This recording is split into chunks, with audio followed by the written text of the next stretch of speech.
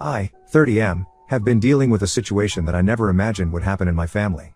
My father passed away 6 months ago after battling an aggressive form of lung cancer, leaving behind a substantial inheritance that included his house in an upscale neighborhood, significant savings, and most importantly, the manufacturing business he had built from scratch over 35 years. I have a stepbrother, Mark, 35M, from my father's second marriage to Sandra, 55F. My biological mother passed away in a car accident when I was just 3, and my father married Sandra when I was 5. She was working as an accountant at Dad's company back then, and apparently they got close while working together. Growing up, Mark and I had what I would call a decent relationship. We weren't particularly close since he was already 10 when our parents got married, but we got along well enough. We shared a room for a few years until Dad's business really took off and we moved to a bigger house when I was 8. Mark always seemed a bit distant and sometimes jealous of my relationship with Dad, probably because Dad spent more time with me, especially when it came to the business. Dad's company manufactures specialized industrial equipment, and he was extremely passionate about it. He started teaching me about the business when I was quite young. I remember spending countless weekends at the factory with him, learning about the machines and processes.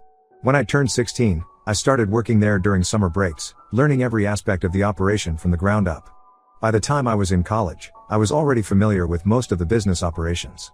I chose to study business management in college because I always knew I wanted to join Dad's company.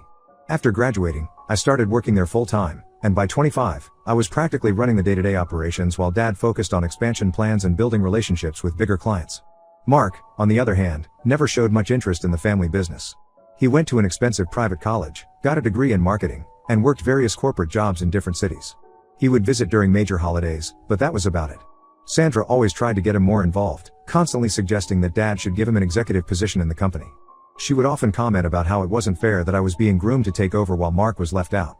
But Mark always declined, saying he preferred corporate life and didn't want to work in manufacturing. Everything changed dramatically when Dad got diagnosed with terminal cancer last year. The doctors gave him about 8 months, and during this time, Mark suddenly became extremely interested in the family business. He started visiting every weekend, asking detailed questions about operations, profit margins, and client relationships. He even offered to quit his corporate job to help out, saying he had finally realized the value of family business. Dad was really happy about this change. Despite being in pain and going through chemotherapy, he would spend hours talking to Mark about the business. He had always wanted both his sons to be involved, and he saw this as his wish finally coming true. I was a bit skeptical about Mark's sudden interest but didn't say anything because it made Dad happy. A month before Dad passed away, when he was still lucid and able to have proper conversations, he called me to his room one evening. He told me he had updated his will with the family lawyer. He said that while I had put in years of work in the business, he wanted to be fair to both his sons, so he was splitting everything equally between Mark and me. The business, the house, his savings, everything would be divided 50-50. He made me promise to help Mark learn the business, saying it would be good for us to work together as brothers. I agreed because I knew how much it meant to him. After Dad passed away, we had the will reading at the lawyer's office. Sandra was there with Mark, and some other close family members were present too. To everyone's shock, the will stated that Mark would get 70% of everything, including controlling interest in the business, while I would only get 30%. I was completely blindsided because this was totally different from what Dad had told me just a month before. When I brought this up, pointing out that Dad had specifically told me about the 50-50 split, Sandra got extremely defensive. She started saying that I was trying to cheat Mark out of his rightful inheritance and that Dad had changed his mind because he realized Mark deserved more as the older son. She even claimed that Dad had told her he regretted spending so much time teaching me the business instead of Mark. Something felt very wrong about the whole situation. The family lawyer who had been handling Dad's affairs for over 20 years looked uncomfortable during the reading. When I spoke to him privately afterward, he confirmed that he hadn't drafted this version of the will. This was a completely different document from what he and Dad had prepared. I hired a private lawyer to investigate, and what we discovered made my blood boil. During Dad's last few weeks, when he was in the hospital and heavily medicated on morphine due to the pain, Mark had brought in a new will for him to sign. The nurse who was present during the signing came forward and told us that Dad wasn't even fully conscious when he signed it. She said Mark had told her it was just some urgent business paperwork that couldn't wait. When I confronted Mark about this, his response shocked me even more. Instead of denying it, he actually tried to justify what he'd done. He said he deserved more because he was the older son and that I had already benefited enough from Dad's attention over the years. He brought up how I had gotten to learn the business from childhood while he had to figure things out on his own. He even said that Dad would have wanted him to have controlling interest because he had more real-world corporate experience. I took all the evidence to our family lawyer. He was horrified because he had drafted the original will with Dad and knew exactly what Dad's wishes were. We filed a case to contest the fraudulent will, but Mark and Sandra are fighting back hard. They've hired expensive lawyers and are dragging the process out. They've also started a smear campaign within the family. They're telling everyone that I'm trying to steal Mark's inheritance because I'm greedy and can't stand the thought of sharing control of the business. Sandra has been calling relatives crying about how I'm trying to rob her son of his birthright. She's even suggesting that I manipulated Dad all those years I worked with him, making him favor me over Mark. Some of our relatives are actually taking their side, saying I should be grateful for the 30% since I'm the younger son. They're saying that Mark needs the money more because he has a family to support while I'm single. Others are furious with Mark and Sandra for taking advantage of a dying man. The family is completely divided over this. Sandra keeps sending me long messages about how I'm destroying the family and that Dad would be disappointed in me. She says I'm being selfish and that if I really loved Dad, I would honor the will he signed, regardless of the circumstances. I've had to block her number because the emotional manipulation was getting too intense. I know I'm right to fight this. What they did was not just morally wrong but illegal. But seeing how it's tearing the family apart sometimes makes me wonder if I should just accept the 30% to keep the peace. Then I remember how they took advantage of Dad when he was dying and couldn't defend himself, and my resolve strengthens. I refuse to let them get away with this. Update 1: The situation with my inheritance has taken an even darker turn.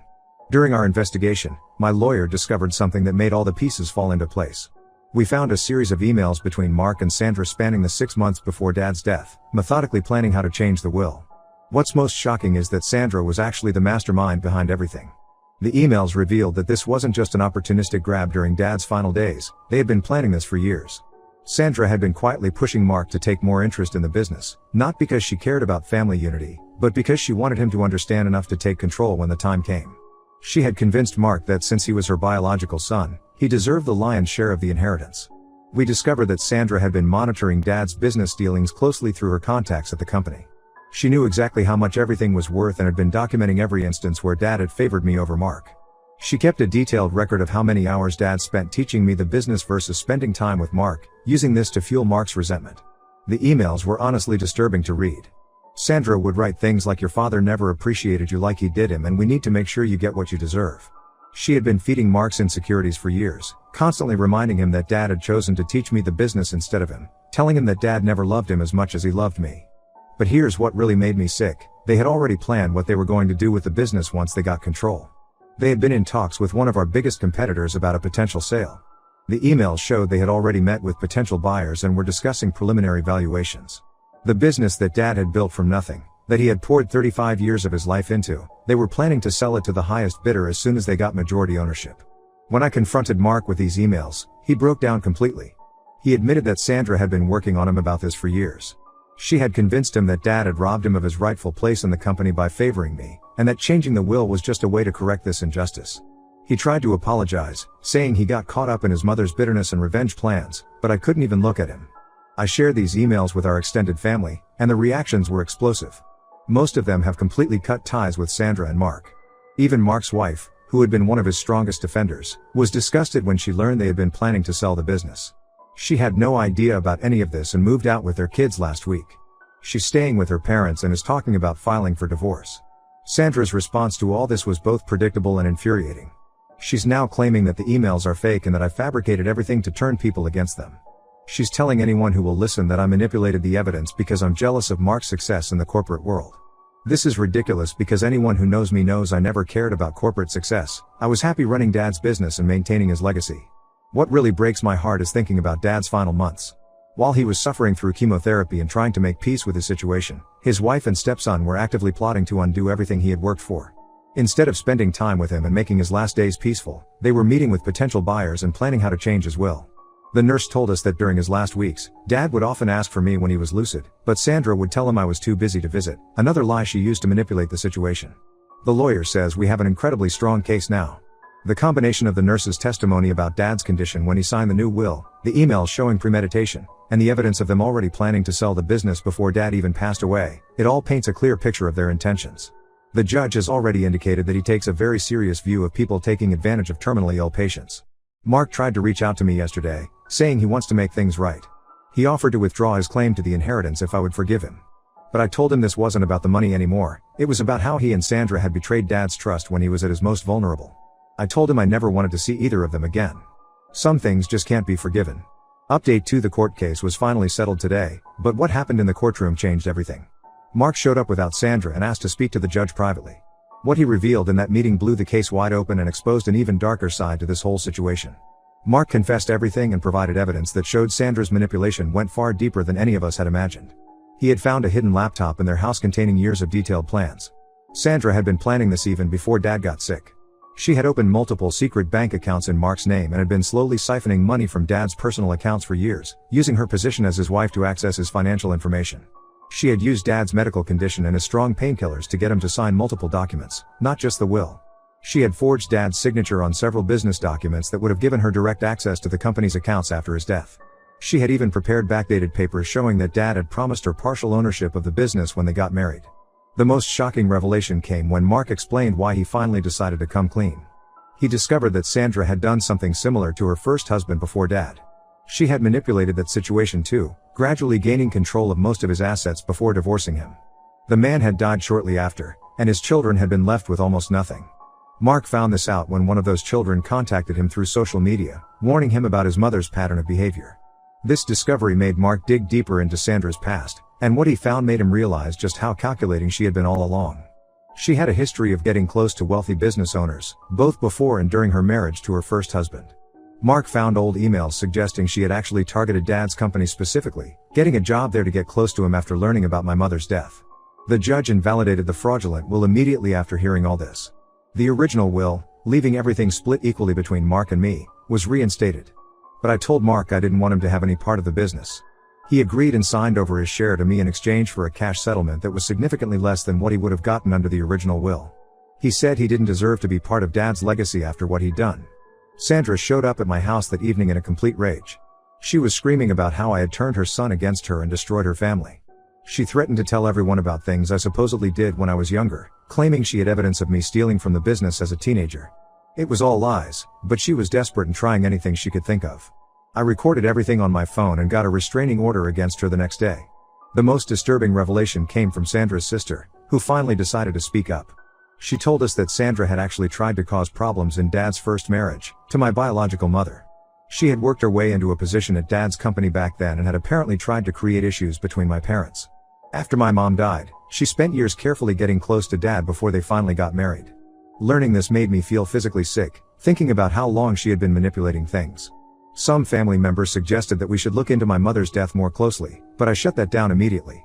I couldn't handle any more revelations, and dragging up the past wouldn't change anything now. Besides, I remember Dad telling me it was a clear case of a drunk driver hitting my mom's car, and that driver had died in the crash too. The whole situation has left me questioning every memory I have of my childhood with Sandra. Was anything real? Did she ever actually care about me, or was I just part of her long-term plan to get control of Dad's assets? Mark seems just as damaged by these revelations. Learning that your mother is capable of such calculated manipulation must be devastating. But I still can't forgive him for going along with her plans, regardless of how much she manipulated him.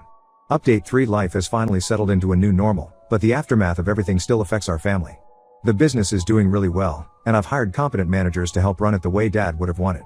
I even implemented some of the expansion plans Dad had been working on before he got sick. Last quarter was our best ever, and I know Dad would have been proud. Mark moved to another state with his wife and kids after they reconciled. She had initially filed for divorce but decided to give him another chance after he came clean in court and cut ties with Sandra. He sends emails occasionally, mostly about his children and apologizing again for what happened. I respond politely but briefly. We'll never be close again, but I don't wish him any harm. He's working at a marketing firm there and seems to be doing okay. Sandra wasn't done trying to cause trouble though.